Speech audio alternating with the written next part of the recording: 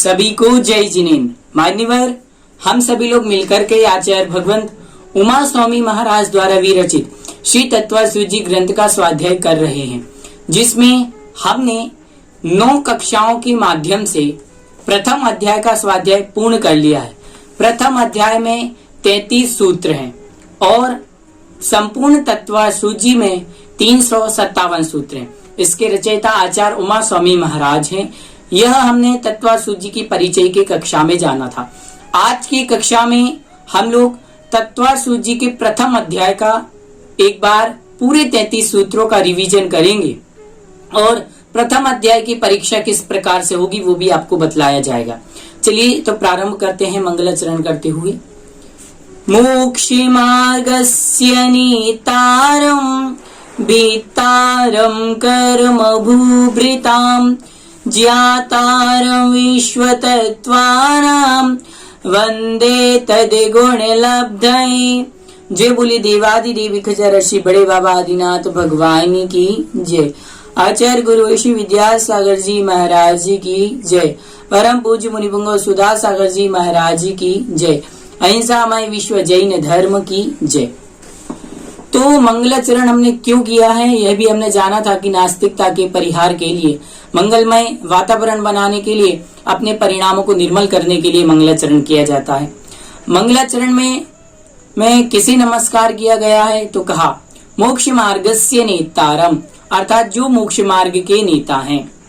भीतारम कर्म भूविताम, जिन्होंने कर्म रूपी पर्वतों का भेदन कर दिया है।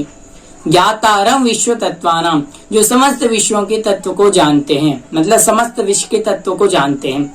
वंदे तद्गुण लब्धये, जो मोक्ष मार्ग के नेता हैं अर्थात हितोपदेशी है, मोक्ष मार्ग को बतलाने वाले हैं। भेदतारम कर्म भूताम, जिन्होंने राग देश रूपी कर्मों को क्या कर दिया, नष्ट कर दिया है, अर्थात जो वीतरागी हैं। ज्ञातारम विश्व तत्वानाम, जो समस्त तत्वों को जानते अर्थात सर्वज्ञ हैं। ऐसे भगवान को वंदे तद्गुण लब्धये, उनके गुणों की प्राप्ति के लिए मैं क्या करता हूँ, नमस्कार करता हूँ। यह मंगलाचरण का अर्थ हुआ। अब मोक्ष मार्ग क्या है, पहले ही शब्द आया मोक्ष मार्गस्य, ठीक है। तो मोक्ष मार्ग क्या है, तो आगे प्रथम सूत्र आया सम्यक दर्शनज्ञ ज्ञान चारित्राणि मोक्ष मार्ग, अर्थात सम्यक दर्शन, सम्यक ज्ञान, सम्यक चारित्र, इन तीनों की एकता को आचार्य भगवंत ने क्या कहा, मोक्ष मार्ग कहा है। अब सम्यक दर्शन किसे कहते हैं तो आगे कहा तत्वार्थ श्रद्धानम सम्यक दर्शनम, अर्थात 7 तत्वों का सच्चा श्रद्धान करना सम्यक दर्शन कहलाता है। अब सम्यक दर्शन के भेद कितने हैं, अर्थात सम्यक दर्शन कितने प्रकार से उत्पन्न होता है, तो आगे सूत्र में कहा तन निसर्गादधिगमाद्वा, अर्थात वह सम्यक दर्शन, तन अर्थात वह सम्यक दर्शन निसर्गज और अधिगमज 2 प्रकार से होता है। निसर्गज अर्थात स्वभाव से, अधिगमज अर्थात पर के उपदेश से, ठीक है। अब तत्व कितने होते हैं तो तत्व के नाम आगे बतलाते हैं। चलिए आगे का सूत्र पढ़ते हैं। जीवा जीवाश्रव बंध संवर निजरा मोक्षास तत्वम, अर्थात जीव, अजीव, आश्रव, बंध, संवर, निर्जरा और मोक्ष कितने होते हैं, तत्व 7 होते हैं। जीव जिसमें चेतना पाई जाए, अजीव जिसमें चेतना नहीं पाई जाए, आश्रव कर्मों के आने के द्वार को आश्रव कहते हैं। बंध कर्मों का आत्मा के साथ दूध और पानी के समान मिल जाना, संवर आश्रव का रुक जाना संवर, और बंध निर्जरा कर्मों का एक एक करके झड़ना, और मोक्ष सभी कर्मों का झड़ जाना मोक्ष कहलाता है, ठीक है। इसके बाद अगला सूत्र आया जिसमें हम पढ़ेंगे आगे, और हम रत्नत्रय को और कैसे समझे। नाम स्थापना द्रव्य भाव तस्तन्यासः, न्यास अर्थात निक्षेप, निक्षेप अर्थात रखना। 4 प्रकार से हम जान सकते हैं, नाम, स्थापना, द्रव्य और भाव। नाम अर्थात नाम निक्षेप, स्थापना निक्षेप, भाव निक्षेप और द्रव्य निक्षेप। नाम निक्षेप, गुण जाति द्रव्य आदि देखे बिना किसी व्यक्ति का क्या करना, लोक व्यवहार के लिए नाम रखना क्या कहलाता है, नाम निक्षेप, है ना। किसी का भी नाम रखना, जैसे किसी का नाम सर्वज्ञ रख दिया तो उसमें सर्वज्ञ के गुण तो है ही नहीं, फिर भी उसे सर्वज्ञ कहना। स्थापना निक्षेप 2 प्रकार की, तदाकार और आतदाकार। काष्ठ आदि पाषाण की प्रतिमाओं में, धातुओं में उनकी पहचान के लिए, लोक व्यवहार के लिए जो उनका नाम आदि रखा जाता है वह क्या कहलाता है? यह वह है, इस प्रकार से कहना। यह स्थापना, स्थापना दो प्रकार की, तदाकार और अतदाकार। जो जैसा स्वरूप है एक तो वैसी स्थापना करना तदाकार, और जो जैसा स्वरूप नहीं है फिर भी उसको वैसा कहना अतदाकार। जैसे जिनेंद्र भगवान आदिनाथ भगवान की मूर्ति को आदिनाथ कहना तदाकार, और शतरंज की गोटियों में हाथी है, घोड़ा है, वजीर है, ऐसा कहना यह अतदाकार। उसके बाद आता है द्रव्य निक्षेप। भूतकाल और भविष्य काल की पर्याय को लेकर के वर्तमान में कथन करना द्रव्य निक्षेप कहलाता है। जैसे कोई पहले डॉक्टर था, पहले टीचर था, अब रिटायर्ड हो गया, फिर भी उसको डॉक्टर कहना, शिक्षक कहना। कोई अभी इंजीनियरिंग की पढ़ाई कर रहा है, फिर भी उसको अभी इंजीनियर कहना, ये द्रव्य निक्षेप। और भाव निक्षेप, वर्तमान में जैसा है वैसा कथन करना, ठीक है ना, अर्थात मतलब वर्तमान पर्याय से युक्त वस्तु को क्या करना, भाव निक्षेप कहते हैं। जैसे देवों के स्वामी को इंद्र कहना, ठीक है। चलिए आगे समझते हैं। प्रमाण नई रधिगमा, प्रमाण और नए से अधिगम अर्थात ज्ञान होता है। प्रमाण और नए से भी तत्वों का क्या होता है? ज्ञान। प्रमाण जो सब कुछ जानता है, सर्वदेश जाने, वह प्रमाण, और जो एक देश जाने वह नय कहलाता है। आगे निर्देश स्वामित्व साधनाधिकरण स्थिति विधानता, अर्थात रस तत्वों को, रत्नत्रय को हम 6 चीजों से और जान सकते हैं। निर्देश, स्वामित्व, साधन, अधिकरण और विधान, इनके माध्यम से भी हम क्या कर सकते हैं? तत्वों को जान सकते हैं। आगे सत्संख्या क्षेत्र स्पर्शन कालांतर भावाल्प बहुत्व इच्छा। सत संख्या, क्षेत्र, स्पर्शन, काल, अंतर, अल्प, बहुत, भाव, इन 8 कारणों से भी हम तत्वों को और रत्नत्रय को क्या कर सकते हैं? जान सकते हैं। ठीक है, यहाँ तक सम्यक ज्ञान का वर्णन हुआ, सम्यक ज्ञान सम्यक दर्शन का वर्णन हुआ। अब हम सम्यक ज्ञान के बारे में समझते हैं कि सम्यक ज्ञान के कितने भेद हैं।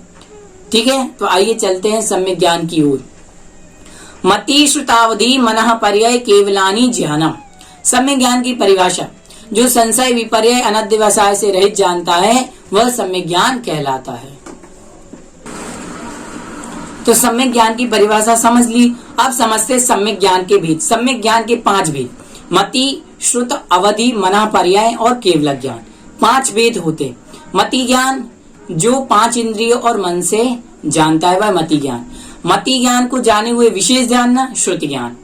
जो द्रव्य क्षेत्र काल भाव की मर्यादा लिए हुए रूपी पदार्थ को जाने वाले अवधि ज्ञान, और जो द्रव्य क्षेत्र काल भाव की मर्यादा लिए हुए किसी के मन की बात जाने मनः पर्याय ज्ञान, और जो सब कुछ जाने वह केवल ज्ञान। आगे कहते हैं तत्प्रमाणे, अर्थात तत् अर्थात वह, प्रमाणे अर्थात प्रमाण। वह प्रमाण 2 प्रकार का है, प्रत्यक्ष और परोक्ष। प्रमाण कितने प्रकार का? 2 प्रकार का, प्रत्यक्ष और परोक्ष। विशदम प्रत्यक्षम, अविशदम परोक्षम। जो स्पष्ट है वह प्रत्यक्ष है, जो अस्पष्ट है वह परोक्ष है। आद्य परोक्षम, आदि के 2 ज्ञान परोक्ष है। कौन कौन से? मति ज्ञान और शुद्ध ज्ञान परोक्ष है। ठीक है, प्रत्यक्ष अन्यत, अर्थात प्रत्यक्षम अन्यत, आगे की जो 3 ज्ञान है, अवधि ज्ञान, मनः पर्याय ज्ञान और केवल ज्ञान, यह प्रत्यक्ष है। अब मति ज्ञान के पर्यायवाची बतला रहे हैं। मति, स्मृति, संज्ञा, चिंता, अभिनिबोध इत्यनर्थांतरम, अर्थात मति, स्मृति, संज्ञा, चिंता, अभिनिबोध, ये सब मति ज्ञान के क्या है? पर्यायवाची। अब मति ज्ञान की उत्पत्ति का कारण क्या है ये समझते हैं। तदिंद्रियान इंद्रिय निमित्तम, अर्थात वह मति ज्ञान 5 इंद्रिय और अनिंद्रिय अर्थात मन से होता है। मति ज्ञान कैसा होता है? 5 इंद्रिय और मन के निमित्त से होता है। अब मति ज्ञान के कितने भेद हैं तो आगे बतलाते हैं। अवग्रहे आवाय धारणा, अर्थात मति ज्ञान के 4 भेद, अवग्रह, ईहा, आवाय, धारणा। अब अवग्रह आदि के जो विषयभूत पदार्थ हैं उन्हें भी हम समझते हैं। बहुविध क्षिप्राणी श्रुतानुक्त ध्रुवाणाम क्षेत्राणाम, अर्थात जो अवग्रह आदि हैं उनको हम इनके माध्यम से भी जान सकते हैं। किस किस के माध्यम से? बहु का विपरीत एक, क्षेत्राणाम का अर्थात होता है विपरीत। बहु का विपरीत एक, बहुविध का विपरीत एक विध, क्षिप्र का अक्षिप्र, अनिश्चित का निश्चित, उक्त का अनुक्त और ध्रुव का अध्रुव। ठीक, आगे अर्थस्य, यह अर्थ अवग्रह की चर्चा हुई। यहां तक अर्थ अवग्रह की चर्चा हो गई। व्यंजनस्यावग्रह, ठीक है, जो अस्पष्ट जानता है, जो चक्षु और मन को छोड़कर शेष 4 इंद्रियों से होता है, वह व्यंजनावग्रह ज्ञान है। अवग्रह के दो विध, अर्थावग्रह और व्यंजनावग्रह, ठीक है। अर्थावग्रह जो 5 इंद्रिय मन से होता है अर्थावग्रह, व्यंजनावग्रह जो चक्षु और मन को छोड़कर शेष 4 इंद्रियों से होता है। आगे, ना चक्षुर्निंद्रियाभ्याम, अर्थात वह व्यंजनावग्रह ज्ञान चक्षु और अनिंद्रिय अर्थात मन से नहीं होता है, शेष 4 इंद्रियों से होता है। यह तो मति ज्ञान की चर्चा हुई। अब श्रुति ज्ञान कैसे होता है और इसके कितने भेद हैं, तो आगे कहते हैं श्रुतम मति पूर्वम द्वैनेक 12 भेदम, अर्थात श्रुति ज्ञान मति ज्ञान पूर्वक ही होता है। पहले मति ज्ञान होगा, फिर क्या होगा, श्रुति ज्ञान। और श्रुति ज्ञान के 2 अनेक और 12 भेद हैं। 2 भेद, अंगबाह और अंग प्रविष्ट। और अंगबाह मतलब हमने उस दिन समझा था कि जैसे 6 डाला, इष्टोपदेश, द्रव्य संग्रह, तत्वार्थ सूची, अंगबाह। अंग प्रविष्ट 12, 12 भेद 12 आचारांग, सूत्र, कृतांग आदि, और अनेक तो बहुत सारे भेद हो जाते हैं। अब आगे हम समझते हैं अवधि ज्ञान के विषय में कि अवधि ज्ञान का विषय क्या है। भव प्रत्ययो वधिर देव नारकाणाम, अवधि ज्ञान 2 प्रकार का, भव प्रत्यय और गुण प्रत्यय। भव प्रत्यय नाम का अवधि ज्ञान देवताओं और नारकियों के होता है। आगे गुण प्रत्यय, शयोपम निमित्तः षड विकल्पः शेषाणाम, शयोपम निमित्तक अवधि ज्ञान है, अर्थात गुण प्रत्यय अवधि ज्ञान है, वह क्षयोपम के निमित्त से होता है। और यह 6 भेद वाला है, अनुगामी, अननुगामी, वर्तमान, हीयमान, अवस्थित और अनवस्थित। अनुगामी जो एक भाव से दूसरे भाव में जाए, अननुगामी जो एक भाव से दूसरे भाव में ना जाए, ठीक। वर्तमान जो चंद्रमा के शुक्ल पक्ष के चंद्रमा की तरह बढ़ता जाए, और हीयमान जो कृष्ण पक्ष की चंद्रमा की तरह घटता जाए। अवस्थित जो ना घटे ना बढ़े, हमेशा एक जैसा रहे, और अनवस्थित जो घटता रहे और बढ़ता रहे। इस प्रकार से अवधि ज्ञान। अब मनःपर्यय ज्ञान के कितने भेद हैं समझते हैं। ऋजु विपुलमति मनःपर्ययः, मनःपर्यय ज्ञान के 2 भेद, ऋजुमति और विपुलमति। अब ऋजुमति अर्थात जो सरलता से मन की बात जाने ऋजुमति, और जो कठिन और जटिल बात को जाने वह विपुलमति। अब इन दोनों में विशेष अंतर क्या है तो आगे बतलाते हैं। विशुद्ध्यत प्रतिपाताभ्याम तद विशेषः, विशुद्धि और अप्रतिपात की अपेक्षा दोनों में भेद है। विशुद्धि और अप्रतिपात की अपेक्षा, विशुद्धि अर्थात मना पर्याय ज्ञानावरण कर्म के शयोपम से आत्मा में निरंतर उज्ज्वलता की वृद्धि होना, और अप्रतिपात मतलब संयम परिणाम वृद्धि होने से गिरावट का ना होना। अब अवधि ज्ञान और मना पर्याय ज्ञान में क्या अंतर है वह आगे बदलाते हैं। विशुद्धि क्षेत्र स्वामी विषयेभ्यो वधि मना पर्ययो, अर्थात अवधि ज्ञान और मना पर्याय ज्ञान में अंतर है। विशुद्धि की अपेक्षा अवधि ज्ञान की विशुद्धि कम होती है, मना पर्याय ज्ञान की विशुद्धि अधिक होती है, ठीक है। अवधि ज्ञान 4 गतियों के जीवों को होता है, और मना पर्याय ज्ञान केवल दिगंबर मुनिराज 6वें गुण स्थान से 12वें गुण स्थान तक, ठीक है ना। इसके स्वामी 4 गति के जीव हैं, इसके स्वामी केवल मुनि हैं। अब मति ज्ञान और श्रुति ज्ञान का विषय क्या है तो वह आगे बतला रहे। मति श्रुतियोर निबंधो द्रव्येश्व सर्व पर्यायेषु, मति ज्ञान और श्रुति ज्ञान का विषय सभी द्रव्यों की कुछ पर्यायों में है। मति ज्ञान और श्रुति ज्ञान का विषय सभी द्रव्यों की कुछ पर्यायों में है। अवधि ज्ञान का विषय रूपिस्व अवधे, रूपीसु अवधे, अर्थात अवधि ज्ञान का विषय रूपी पदार्थों में है। अब मना पर्याय ज्ञान का क्या है विषय तो कह रहे हैं तदनंत भागे मना पर्यस्य, अवधि ज्ञान के अनंतवें भाग को मना पर्याय ज्ञान जानता है। अवधि ज्ञान यह लड्डू है, मना पर्याय ज्ञान उस लड्डू के एक एक कण को जान लेना। केवल ज्ञान सर्व द्रव्य पर्यायेषु केवलस्य, सभी द्रव्यों की सभी पर्यायों को एक साथ एक समय में स्पष्ट रूप से जानता है, वह केवल ज्ञान कहलाता है। अब एक साथ आत्मा में कितने ज्ञान हो सकते हैं वह समझते हैं। एकादीनि भाज्यानि युग पदे कस्मिन्ना चतुर्भ्या, एक आदि लेकर के विभाजन करने पर एक साथ आत्मा में 4 ज्ञान हो सकते हैं।